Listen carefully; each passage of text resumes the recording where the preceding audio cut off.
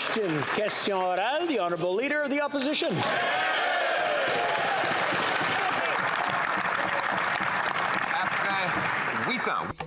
After 8 years, this Prime Minister has doubled our national debt by adding $500 billion of deficit, inflationist deficit. What have we had for this money? Monthly payments for rent and mortgages that have doubled. Seniors are finding it hard to even eat because of this government's inflationist policies that have been the case for the past 8 years. Criminality has gone up by 32% after 8 years of this Prime Minister. But who has won? McKinsey Consultants, they're the real winners. They've received $100 million. Yesterday, I asked 5 times how much money this company has received. The Honourable Minister for Sports. Mr. Speaker, we know that things are unstable right now. Things are difficult for Canadians.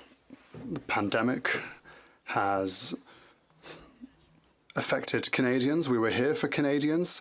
Now we are going through another difficult period with high inflation. We will be here for those who need us the most. We will act responsibly so that our economy can continue to grow with good jobs for Canadians. We'll continue our work.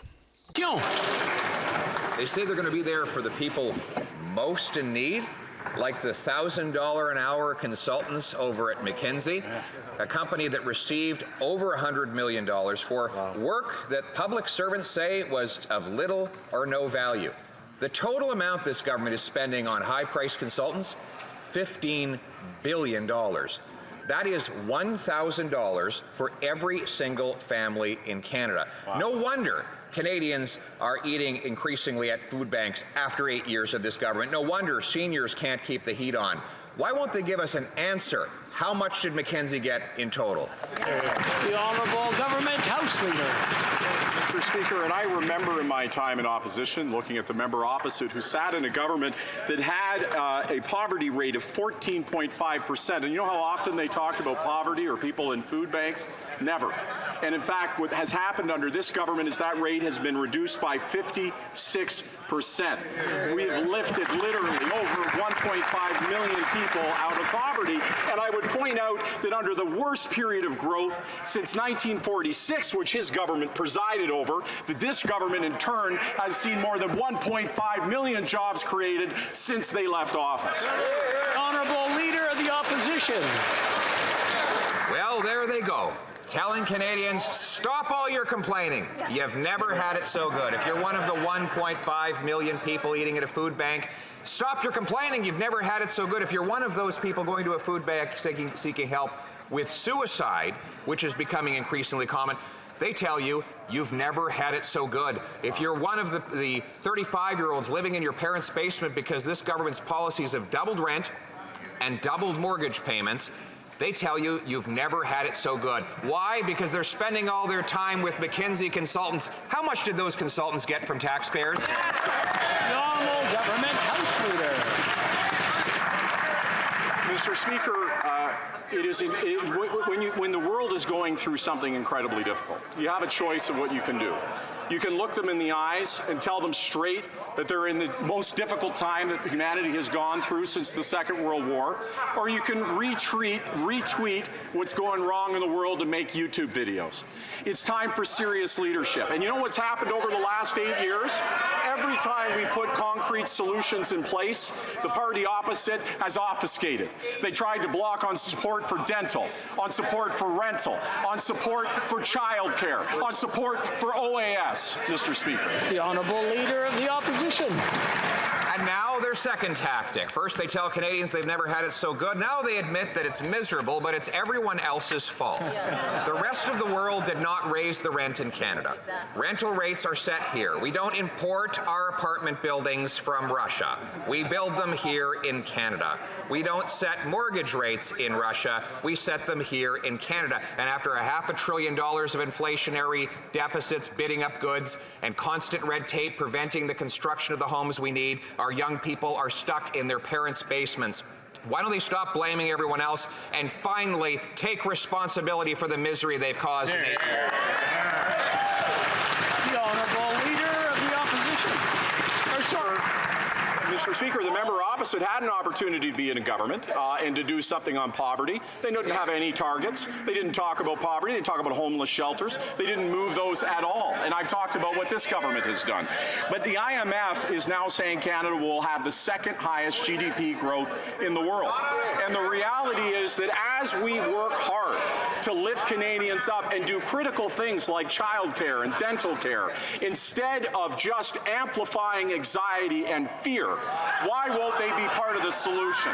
And I would say, Mr. Speaker, they haven't been in this House. All they've done is block and obstruct real solutions.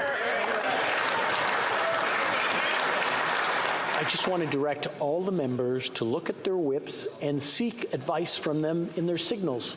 They're going like this to calm down and not shout out. So I just want to remind everyone, their whip is working very hard, and the deputy whip is too. Listen to them. The Honourable Leader of the Opposition. Now, their third tactic. First, they say everything's great. Then they say it's terrible, but it's everyone else's fault. Then they say we should stop talking about how miserable people's lives are. He seems to suggest that people are anxious because I'm telling them that they can't afford food. No, their stomachs are telling them that they can't afford food. They seem to think that if I stop talking about the fact seniors in Northern Ontario can't heat their homes because of the carbon tax, that seniors won't notice that they're cold. They seem to think that if I don't talk about the 35-year-old living in his parents' basement, he won't realize that he's living there. Mr. Speaker, why don't they fix the problems instead of telling people to shut up about them? The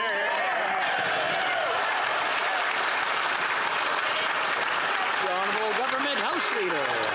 Mr. Speaker, we are plain and straight about the difficult times that we're going through as a planet. And I would suggest that when the member opposite had the opportunity to suggest, as an example, how people dealt with inflation, he recommended cryptocurrency. This is a party, Mr. Speaker, that at every opportunity is actually not offering any solutions, and in fact ignoring the fact that when they had a chance to act on poverty, when they had a chance to act on creating jobs, they had such a bad record on GDP. There was 14 times in history where there was more growth in a single year than they had in their entire government. The Honourable Member for Bailey-Chambly.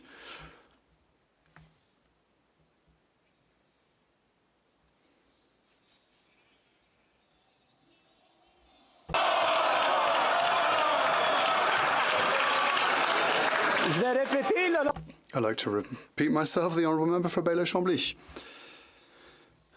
The notwithstanding clause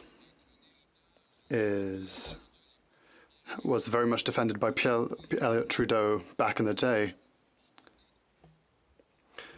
The minister yesterday stated that he has nothing against the notwithstanding clause.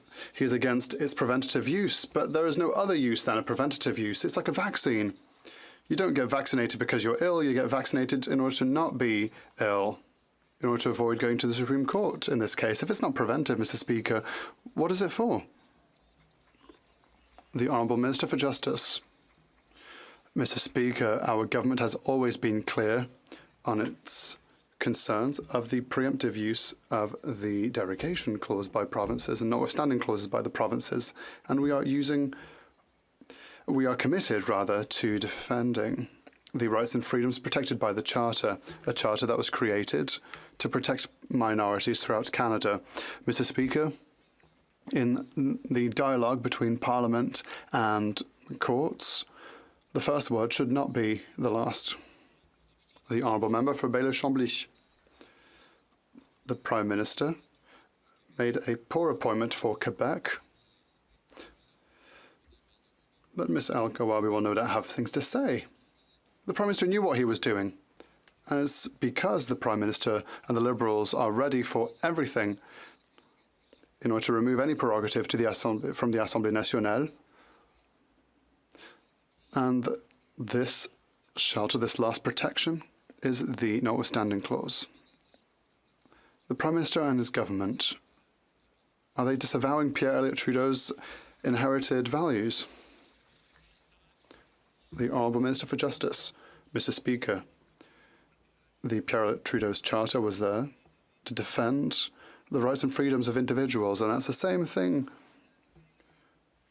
with the charter drafted by René Lévesque We are proud of having charters in Canada to protect minorities, Mr. Speaker. The preemptive use of notwithstanding clauses goes against the spirit of these charters, and dialogue between Parliament and the courts, as I just said, Mr. Speaker, the first word should not be the last. The Honourable Member for Burnaby South. The Canadian Armed Forces had to be called into long-term care homes. And what they saw in those homes were horrific conditions. Seniors left for hours in soiled diapers and linens. Seniors crying out for food and water, left dehydrated and hungry. After seeing the report, the Prime Minister said he was sad and frustrated. But 2 years later, there's been no action. When will the Prime Minister legislate standards in long-term care to protect our seniors? The Honourable Minister for Seniors. Mr. Speaker, as a nurse, I've seen firsthand the challenges that seniors face during the pandemic, including my own community in Brampton, Mr. Speaker. That's why we welcome today the new standards released today by Health Standards Organization and Canadian Standards Association, which are a result of extensive consultations across the country, Mr. Speaker. We've also provided $4 billion to support provinces and territories in their efforts to improve long-term care in their jurisdictions, and we'll continue to work together to ensure that all Canadians continue to live with dignity and respect regardless of where they live. Thank you. Honourable Member for Burnaby South. Insufficient funding and legislation, and the government has done neither. En 2021, les libéraux ont déclaré. In 2021, the Liberals stated that a two-speed system would worsen access and healthcare outcomes for us all.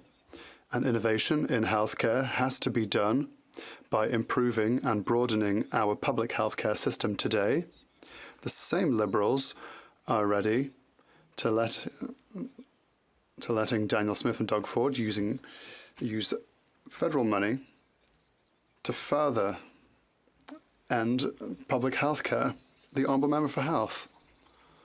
Thank you, Mr. Speaker, and of course, as a Canadian government and as Minister for Health, we have a particular responsibility making sure that the principles of the Canada Health Act are respected by all in this country. We are very proud for the principle of fair and equitable access to healthcare, a principle that all Prime Ministers and Health Ministers agree upon. We will all work together to make sure that these principles serve workers and patients. Member for Calgary, Forest Lawn.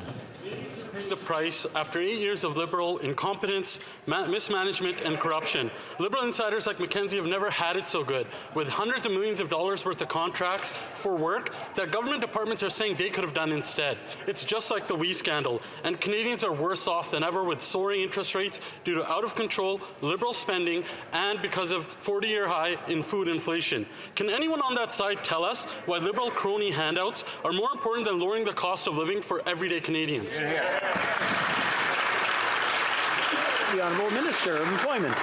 Speaker, we will soon in this House have an opportunity to come together once again and make life better for hundreds of thousands of Canadians with disabilities. We're about to embark on third reading of C-22, and I expect and I hope that everyone here will understand the severe levels of poverty of our Canadians with disabilities, and we will work together to make life better for them. The Honourable Member for Calgary, Forest Lawn. Years of Liberal mismanagement leaves a legacy of being the most expensive government with some of the worst outcomes in history. While Liberals help their cronies with millions in handouts, Canadians have never had it so bad. 1 in 5 Canadians are skipping meals, out of money, accessing charity services, and 2 former Liberal finance ministers agree with the Conservatives. Bill Morneau admitted that the Liberals overspent during the pandemic, and now even former Liberal Finance Minister John Manley is warning Liberals' reckless spending is fueling inflation. So why is the government determined to make Liberal insiders rich off the empty stomachs of Canadians? The Honourable Minister for Immigration. Sometimes the opposition grazes us with the good fortune of saying the quiet part out loud. Describing pandemic spending that kept my neighbors fed and a roof over the heads of their children was not overspending. That was essential to protect the well-being of Canadians that live in my communities. The fact that we stepped up to make sure that businesses could keep the lights on and the doors open is something I would do again 100 times out of 100. I see people every day who still have a job because of those measures. At the beginning of the pandemic, the Conservative leader held a press conference to say he would never support those big fat government programs. Thank God we're in government because people are still employed as a result. The Honourable Member for Thornhill. Prime Minister, Canadians have doled out $15 billion for consultants, and in return they get chaos at airports, growing immigration backlogs, and 40-year highs in inflation. Our constituents have skipped meals, they've visited food banks in record numbers, and they reel from Liberal inflation-driven interest rate hikes. They've spent Canadian tax dollars on giveaway to well-connected insiders, and they blame everyone else. But after 8 years, there's no one to point fingers at anymore. When will the Prime Minister stop the giveaways to his friends and start working for ordinary Canadians? The Honourable Minister. Conservatives are very quick to point to the government every time they think there's a political opportunity for themselves. What we're focused on doing in the meantime is advancing solutions. Solutions that have put more money in the pocket of low-income renters, which they voted against. Solutions like making sure that kids who come from low-income families can go to the dentist, which they voted against. This has been the pattern since the very day we formed government. When we stopped sending childcare checks to millionaires to put more money in the pockets of 9 out of 10 Canadian families, they voted against it. When we raised taxes on the wealthiest 1% so we could cut them for the middle class, they voted against it. Every step of the way, we've been focused on families. It'd be nice if they finally support one of these measures. Member for Thornhill.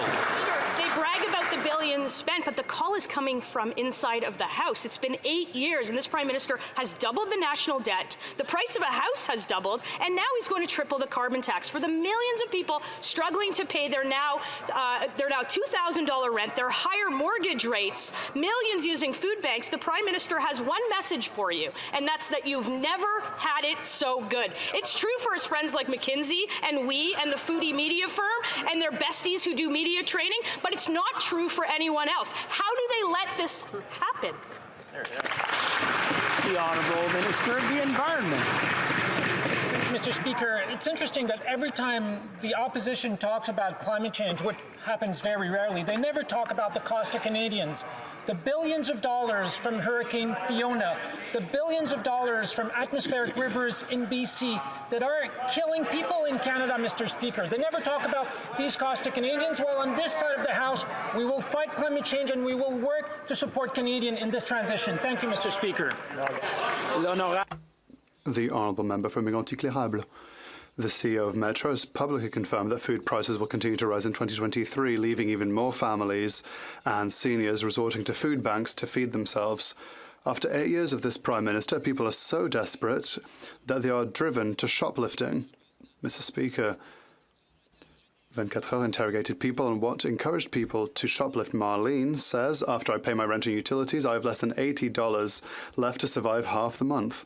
How can this Prime Minister pay Liberal firms $1,000 an hour when Marlene has to break the law to simply feed herself? The Honourable Parliamentary Secretary. Mr. Speaker, we all share the concerns of my colleague with regards to vulnerable Canadians that need a little bit of a boost to make ends meet. What I don't understand is why the Conservatives keep voting against measures that are here to help Quebecers and Canadians throughout the country. They voted against workers' benefits. They voted against the strengthening of our senior benefits. It is important that we continue to be here for Canadians whilst being fiscally responsible. The Honourable Member for Mégantic-L'Érable. What we're against is thousands of dollars, millions of dollars for Liberal companies. After 8 years, the Prime Minister has stated that he will continue to be incompetent. 80-year contracts to a Liberal firm for consulting services. So, imagine if a government had given a contract of that length in 1943. In the Second World War, there were no computers, no internet, no cell phones. How can the government predict that McKinsey will still be pertinent and useful in 80 years, in 2100? Or is this the Prime Minister's preparations for a golden retirement? The Honourable Minister for Sports. Mr. Speaker, we're still waiting for solutions from the Conservatives to help Canadians against this difficult time with regards to the increase of interest rates. We know what the Conservative solutions are because we've seen what they've done in the past. Everyone for themselves, cut all the programs. What we are saying on our side is that we will be here for Canadians with the childcare benefit, which allowed 435,000 kids to leave poverty. Together, we'll get through this. The Honourable Member for Beauport-Limoilou. Mr. Speaker, McKinsey is in a contract with the government until 2100. This government was not able to deal with the passport crisis last spring, now can do forecasts all the way to the year 2100. Pretty impressive. So does that mean that until 2100, the federal government will give contracts to McKinsey without tendering, without taxpayers or their children or their grandchildren or their great-grandchildren or their great-great-grandchildren have their say? The Honourable Minister. Thank you, Mr. Speaker. Mr. Speaker, it is important to correct the information that is currently being shared. It is not a contract. It's an agreement, a supply agreement. There's a nuance. It's a pre-selection rather than a financial contract when it comes to supply. My apologies.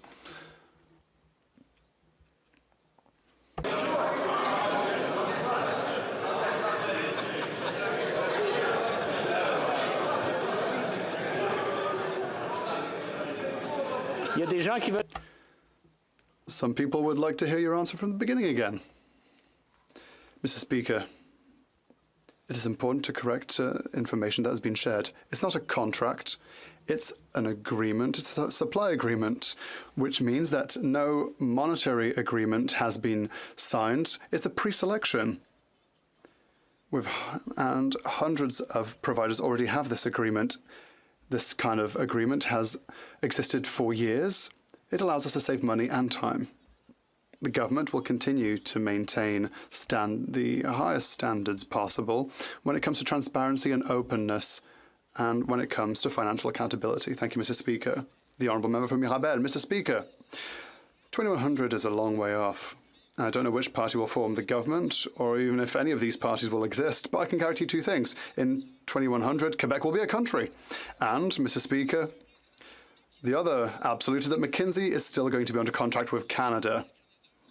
Mr. Speaker, this raises an important question. It doesn't matter which party governs here. It doesn't matter what the voters choose. McKinsey will still be here under contract or an agreement, as the Minister has put it, without any specific mandate. Is that what we want, Mr. Speaker, in a democracy? The Honourable Minister for Heritage. My colleague is right. We don't know what party will be in government in 2100, but it won't be the Bloc Québécois, I can tell you that much. The Bloc Québécois that once again is trying to rile up their base, creating divisions. Do you know why Canada will still be united in 2100? It's because our differences, our strength rather, is bigger than our differences, because we are able to be different whilst living in harmony. And that is Canada's strength, despite what the Bloc Québécois would like to see. The Honourable Member from Mirabel. Mr. Speaker, the government isn't very united with the public service because this contract sends a very bad message.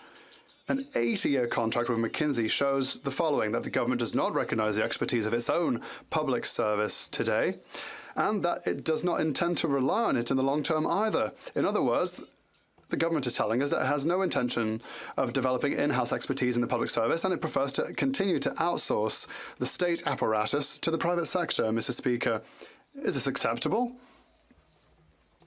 The Honourable President of the Treasury Board. Mr. Speaker, we've just gone through years of difficulty with a pandemic. Public servants delivered the goods. They've helped us overcome the pandemic, helping SMEs to manage their project. So we will continue to work with the public service to make sure that we can deliver all of our priorities to Canadians, to workers and to companies. Thank you, Mr. Speaker. For Sherwood Park, Fort Saskatchewan. Well, Mr. Speaker, it is one more sleep until the Prime Minister's good friend Dominic Barton appears before the Government Operations Committee. The Prime Minister has called Dominic Barton an exceptional individual. Dominic Barton's company fueled the opioid crisis, advised Saudi autocrats on dissident crackdowns, and helped Chinese state-owned companies build militarized islands in the South China Sea. So yes, Dominic Barton certainly is exceptional. But why does the Prime Minister do so much for his ethically deficient friends and so little for struggling Canadians? The Honourable Minister for Public Services. And as I said yesterday, we are committed to ensuring that government contracts stand up to the highest standards. We ensure value for money, we ensure quality of services for Canadians, and we only contract and procure professional services to complement our professional public services when there are unexpected workload fluctuations and when there's a need for specific expertise. And of course, I will elaborate further when I attend the committee next week. The honourable member for Sherwood Park, Fort Saskatchewan. Mr. Speaker, we continue to hear complete non-responses from this government. The Globe and Mail has reported that the federal government contracts accounted for 10% of McKinsey gross revenues. Now, I think McKinsey puts the gross into gross revenue. When Dominic Barton led McKinsey, they developed a plan to supercharge the opioid crisis that included rewarding pharmacists for overdose deaths. That is despicable. Why did the Prime Minister funnel over $100 million into this disgusting company? Hear, hear, hear. The Honourable Government House Leader. Thank you, Mr. Speaker. In all things, the government ensures that the contracts that it enters into are efficacious and get good value for money and ensure that we deliver services to Canadians. The questions that are being posed are fair. We'll get an opportunity in committee to be exhausted and get answers. But understand, Mr. Speaker, that Canada has a reputation around the world for the quality of the contracts that it enters into, and that is absolutely something we're committed to continue to ensure we get value for money for Canadians. Honourable member for Carlton Trail, Eagle Creek. After 8 years under this Prime Minister, Canadians have never had it so bad, while Liberal lobbyists and high-priced consultants have had it so good. The amount that this government has paid to McKinsey, formerly led by personal friend of the Prime Minister Dominic Barton, has gradually grown from $50 million to over $100 million. While Canadians are struggling, Liberal insiders are flourishing.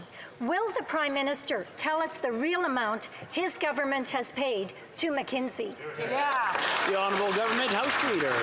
Mr. Speaker, I have to take exception to this notion that Canadians have never done worse in talking down our economy. I would point out that when the members opposite, the Conservatives, were in power, that the economy had 1.5 million less jobs, that there were over 1.5 million more people that were in poverty, that Canada was at the bottom of the G7 across about every single indicator, and in fact had the worst growth rate in terms of GDP of any government since 1946.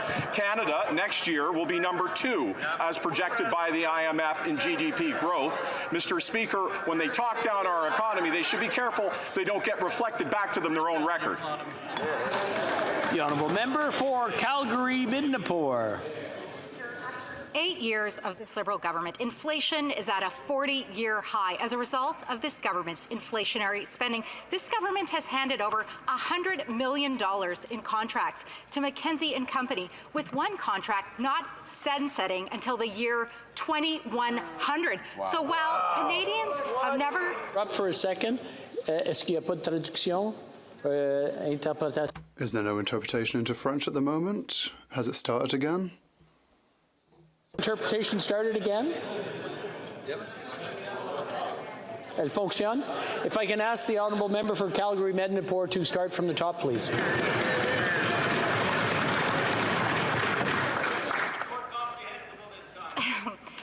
Mr. Speaker, after 8 years of this Liberal government, inflation is at a 40-year high as a result of this government's inflationary spending. This government has handed over $100 million in contracts to McKinsey & Company, with one contract not sunsetting until the year 2100. While Canadians have never had it so bad, Liberal insiders and consultants have never had it so good. So why doesn't the Prime Minister and this government just come clean and tell us how much they promised Dominic Barton and McKinsey & Company? Good question. The Honourable Minister of Immigration.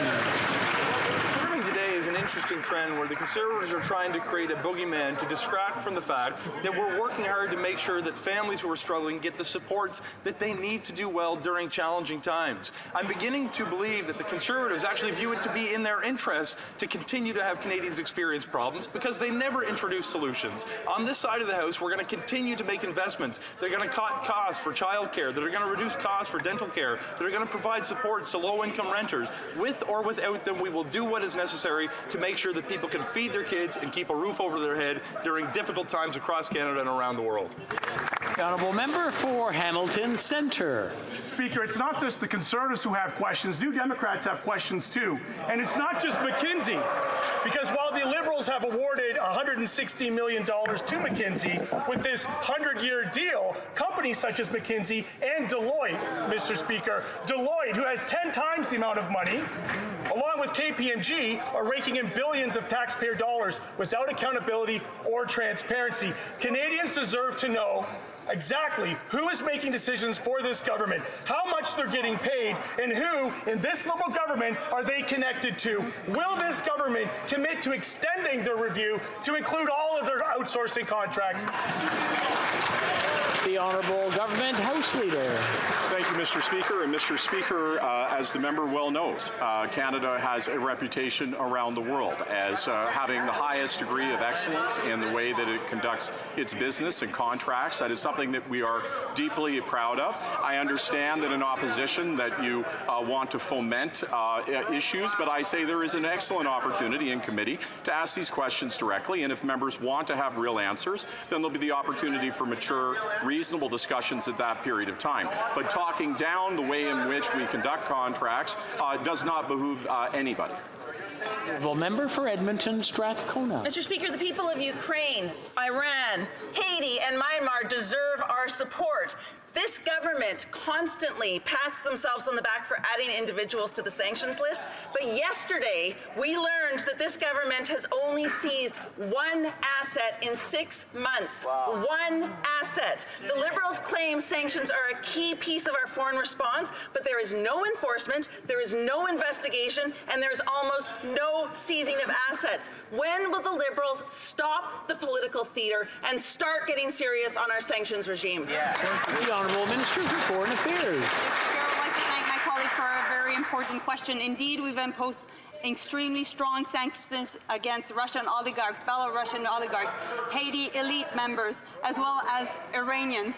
And what we want to do is to make sure that now we implement the new legislation that we have passed, which will allow us not only to seize assets, but to forfeit them. I look forward to working with her on this very important duty that we have. We're the first country in the world doing this, and we will lead. Thank you. Honourable member for St. John's East. Mr. Speaker, the pandemic has highlighted long-standing and systemic challenges in Canada's long-term care system.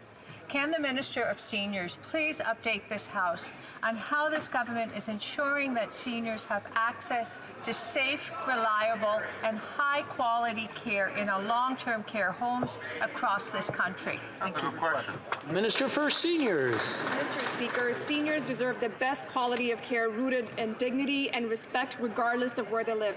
That's why, Mr. Speaker, we welcome today the Resident Centre Standards released by HSO and CSA, which will make a tremendous difference in the quality of care seniors receive in long-term care homes. And I want to take a moment, Mr. Speaker, to thank both organizations for the extensive consultations that they've done with Canadians, with seniors, with healthcare workers, with caregivers, Mr. Speaker, in creating these standards. And we'll continue to work with provinces and territories in supporting in their efforts to support long-term care homes in their jurisdictions. Thank you, Mr. Speaker. Honourable member for Leeds Grenville, Thousand Islands and Rideau Lakes. Time and time again, we see Liberal cabinet ministers breaking ethics laws to help their friends and Liberal insiders. The Liberals will funnel money and lucrative contracts to them. They'll take illegal vacations. They'll even interfere in the criminal prosecution to help out their friends. And after 8 years under this Prime Minister, well, Canadians have never had it so bad. Liberal insiders, friends, and high-priced consultants have never had it so good. So when will they stop the corruption and start putting the needs of Canadians first? The Honourable Government House Leader. Well, Mr. Speaker, again, saying that Canadians have never had it worse is an absolutely ludicrous statement. There have been all kinds of instances in history where Canadians have faced hard times and dealt with difficult situations, whether or not it was in great wars or in difficult economic storms that took the world. Canadians rose to those occasions and met them with strength and determination to build a stronger future thereafter. And the notion is Canadians are facing anxiety as they're looking at global tumult, that they should think that they are the worst position they've ever been is just simply irresponsible, Mr. Speaker. Honourable member for Leeds, Grenville, Thousand Islands and Rideau Lakes. Well, throughout history and up until this point, governments were there for their people when they were facing hard times, but not these Liberals. They're there for insiders. The Prime Minister who helped his buddies get off criminal charges. The Prime Minister who took an illegal vacation. The Intergovernmental Affairs Minister who gave lucrative contracts to family members. And the Prime Minister's hand-picked Finance Minister who tried to give $500 million to we, and the Trade Minister who, of course, just gave tens of thousands of dollars to her bestie. Canadians are lined up at food banks. Liberal insiders are lined up to get rich. What's it going to take for one of these corrupt ministers to resign? The Honourable Government House Leader. Mr. Speaker, I would ask that we all watch the language that we use, and I'd be interested to see if the member opposite would use a term like that outside of the chamber. This chamber should be met with the same decorum inside as out. And Mr. Speaker, the party opposite had the opportunity for 10 years to care about the issues that they're now talking about. And I would ask them, if they said they were there, where were they for that 1.5 million Canadians who now have jobs that didn't under their government? Where were they for over 1 million individuals who were in poverty and who were suffering when they were in government and never talked about poverty, Mr. Speaker? It's a little bit rich, and I think they should reflect on their rhetoric. The Honourable Member for Calgary Nose Hill. Liberals spent $6.7 million for just 10 people to stay at a Calgary airport hotel.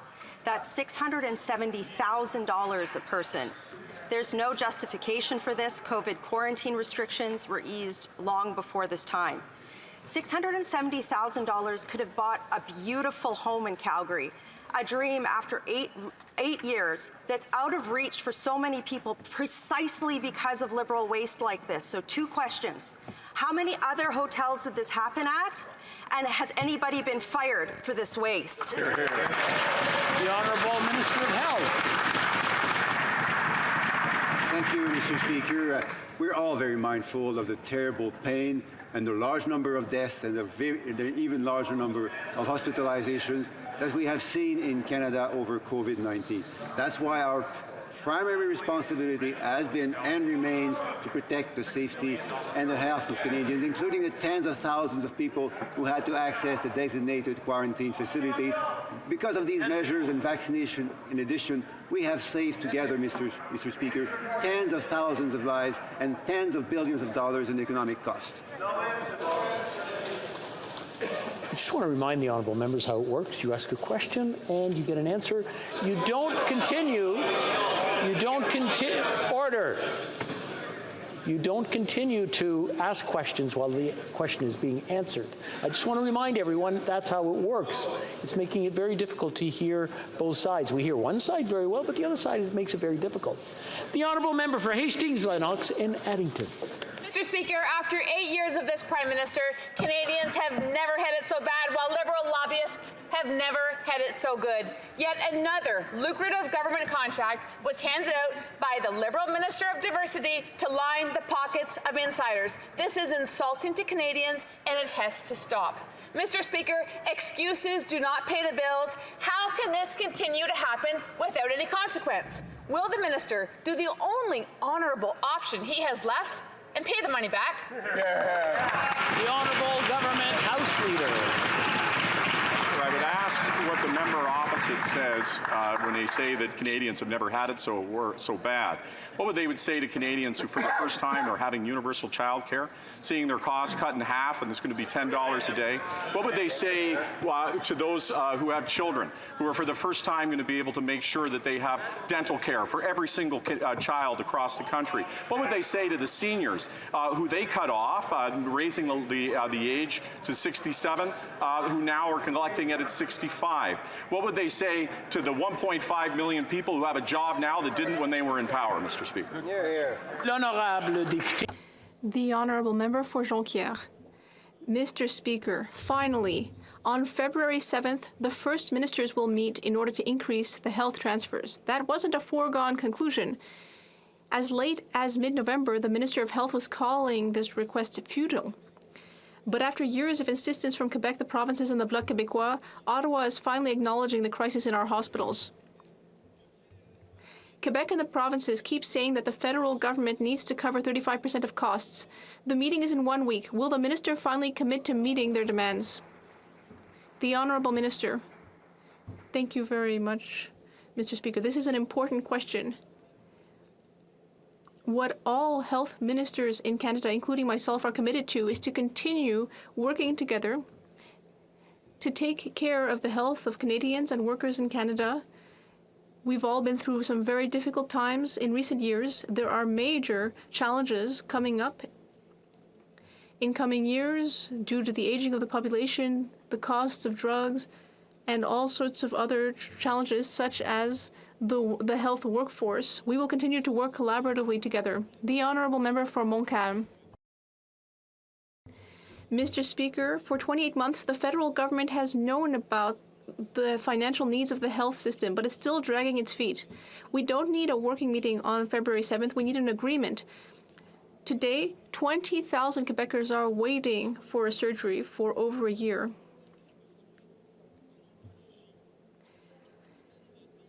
And in oncology, 3 to 4 weeks of delay can increase mortality by 6 to 8%. Mortality, Mr. Speaker. And yet these Quebecers have been waiting for more than a year. When will this government finally understand that increasing the health transfers is a matter of critical importance? The Honourable Minister of Intergovernmental Affairs. Mr. Speaker, I'd like to thank my colleague for his question. As my colleague, the Minister for Health, said, this is something that is very concerning to Canadians, and we share that concern. We share it with Quebecers as well. We have had major meetings with ministers of health and premiers throughout the country. Tonight, I will be meeting with the Premier of Nova Scotia, tomorrow, the Premier of British Columbia. These are important conversations. We have always said that we are ready to increase financial support to the provinces as long as we ensure that we get the results that Canadians expect. That's exactly what we'll do. The Honourable Member for Charlebourg-Saint-Charles. Mr. Speaker, despite committing a violent sexual assault, Jonathan Gravel avoided prison after 9 years of procedure, and instead he was sentenced to a suspended sentence, 20 months in the community. Why? Because this Prime Minister, with the help of the Bloc Québécois, adopted Bill C-5. After the sentence was handed down, the Crown Prosecutor Alexis Tinel said the Prime Minister and the Minister of Justice should be held to account when it comes to victims of sexual assault. Does the Prime Minister now realize that Bill C-5 was a monumental mistake? The Honourable Minister of Justice. Mr. Speaker, we firmly believe that all victims of sexual assault deserve a justice system that treats them with dignity and respect. I would like to recognize the resilience of these victims. We understand the devastating impact of sexual assault on victims. Serious crimes merit serious consequences, and my colleague knows very well that I cannot speak to a particular case, especially because the Quebec court's decision might be appealed. We are waiting for the decision of the Quebec courts and organizations. The Honourable Member. Well, I would like to tell the Minister that until November, a judge could not decide to sentence someone to home arrest for a serious sexual assault. But now, with the support of the Bloc Québécois, that option exists. The Crown Prosecutor also said, what is the message being sent to victims of sexual assault? I feel that we're going backward. We're going to allow suspended sentences for perpetrators of sexual assault. Someone needs to be held to account. Why does the Prime Minister prefer to help perpetrators of sexual assault instead of increasing women's security? The Honourable Minister. Mr. Speaker, what my honourable colleague is saying is entirely false. Our government has acted to protect victims of sexual assault. to ensure that they be treated with dignity and respect. For example, with Bill C-3, new judges appointed by the federal government need to undergo training on sexual assault. And our government has brought in substantial reforms to sexual assault law with former Bill C-51, one of the most progressive pieces of legislation in the world. We will continue to protect victims of sexual assault. The Honourable Member for Lévis-Lobinière. Mr. Speaker, after 8 years of Liberal incompetence, the government is now targeting law-abiding hunters and farmers in its fight against violent crime, but these violent crimes are committed with illegal weapons due to weapons smuggling and organized crime. The Liberal government will not be able to fix this major security problem in this way. When will the government stop targeting law-abiding hunters and farmers?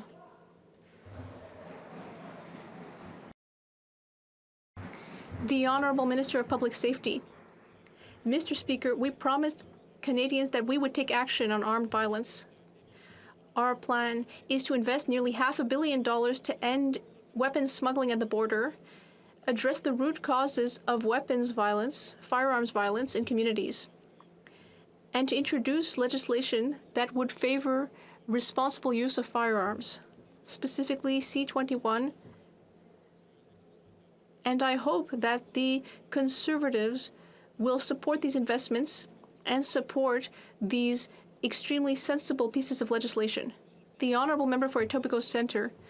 Mr. Speaker, for nearly a year now, Ukrainians have been courageously defending their homeland from Russia's unjustified war. Recently, I welcomed the UK Foreign Secretary in Toronto so that he could meet with members of our Ukrainian-Canadian community. That visit showed that Canada, in partnership with our allies, strongly stands with the Ukrainian people. Can the Minister of Foreign Affairs tell this House about the measures that she has taken to punish Putin and his regime's egregious actions? The Honourable Minister of Foreign Affairs. I'd like to thank my colleague for Etobicoke Centre for his excellent question and his excellent French as well. I met with my British counterpart in Toronto a few weeks ago, and with our allies, we will ensure that Russian actions be punished. We have already launched solid sanctions against more than 2,000 Russians and Belarusians who are close to the Putin regime. We've also announced heavy artillery to be sent to Ukraine, and we will continue to do more to help. Thank you. For Sturgeon River Parkland. Mr. Speaker, violent crime is rising because of the actions of this Liberal government. Under 8 years of this Prime Minister, Canada has become a more dangerous place. Police are putting the blame on Liberal Bill C-75 that mandated judges to grant bail to dangerous repeat offenders with minimal conditions. The consequences of this have been fatal. When will the Prime Minister finally take responsibility for his failure to protect Canadians and apologize to the victims of his reckless legislation? The Honourable Minister of Justice. Speaker, Canadians deserve to be and to feel safe. We all have a role to play in protecting our communities. Mr. Speaker, the laws on bail are clear. Detaining an accused person is justified only if it is necessary to protect the safety of the public. As my colleague knows, Mr. Speaker, provinces and territories, and of course police forces, are also responsible for the enforcement of bail conditions. And we, Mr. Speaker, are providing resources to support them. We remain open to good ideas and proposals from our provincial and territorial counterparts and the opposition to reforming our bail system, including other parts of the criminal justice regime.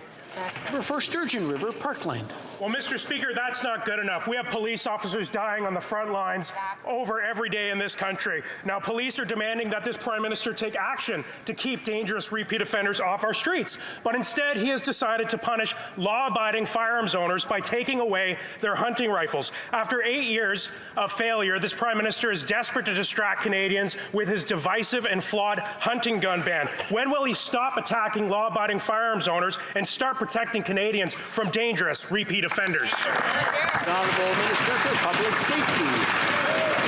My honourable colleague knows, and I hope all members will have seen, this government is engaging with hunters, with trappers, with First Nations and Indigenous groups to make sure that their experiences are woven into the good work that we are doing under Bill C-21, which of course is to target those guns which have been used in mass killings. When you couple that with the work that we are doing to stop illegal smuggling at the border, $450 million. Mr. Speaker, what did the Conservatives do? They voted against. When you couple that with the work that we are doing to prevent gun crime, a $250 million Building Safer Communities Fund, what did the Conservatives do? They voted against. Mr. Speaker, look beyond the words, look at their actions. They need to reverse their course and support this government's work to keeping Canadians safe. Thank you. Honourable member for Wellington, Halton Hills. Mr. Speaker, Beijing's military is threatening Taiwan and harassing neighbors from India to Japan. Beijing's military has a university, the National University of Defense Technology, whose motto is, quote, strengthen the armed forces, end quote. That's why this university was blacklisted by the Obama administration in 2015. The minister's guidelines on Canada's research and national security clearly aren't working because the government continues to fund university partnerships with this university. So when will the minister protect this country's national security and that of our closest allies, issue a policy directive to ban the funding of university partnerships with this university? The Honourable Minister for Foreign Affairs. We've been clear in the Indo-Pacific strategy. When it comes to China, we need to be eyes wide open, and that's why we need to make sure that our national security is always protected. That is why the Minister of Innovation is working on it, and not only that, we will be working with university, with provinces and territories to make sure that that national security lens is imposed at all times. Thank you. Excellent. The Honourable Member for Aurora, Oak Ridges, Richmond Hill.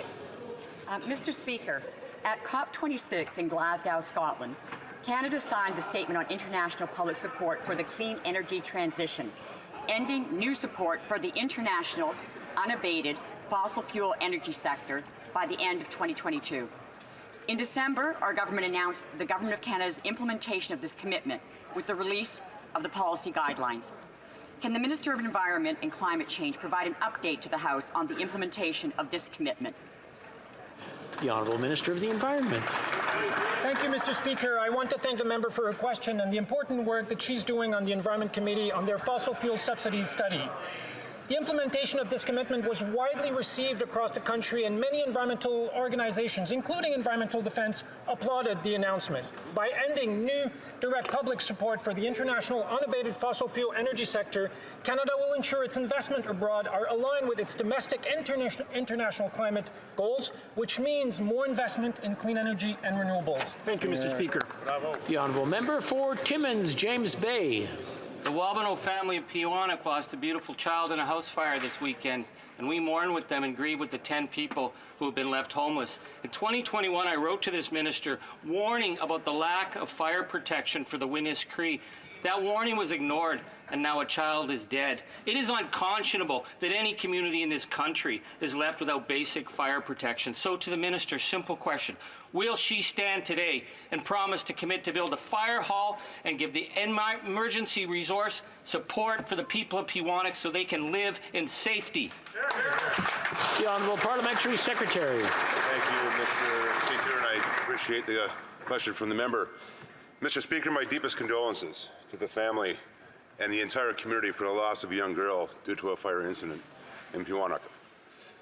Minister Hajdu spoke with Chief Hunter on Sunday to express her condolences and confirm that Indigenous services will be able to coordinate supports for this particular community.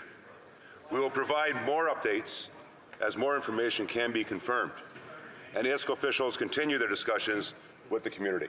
Thank you, Mr. Speaker. I just want to remind all the members that when we're referring to someone, we refer to them by their title or by their writing, but not by their proper name. And I understand that it's emotional and it's very difficult, but we still have to try to maintain the decorum in the chamber. The Honourable Member for Churchill, Kiiwetinoong Aski.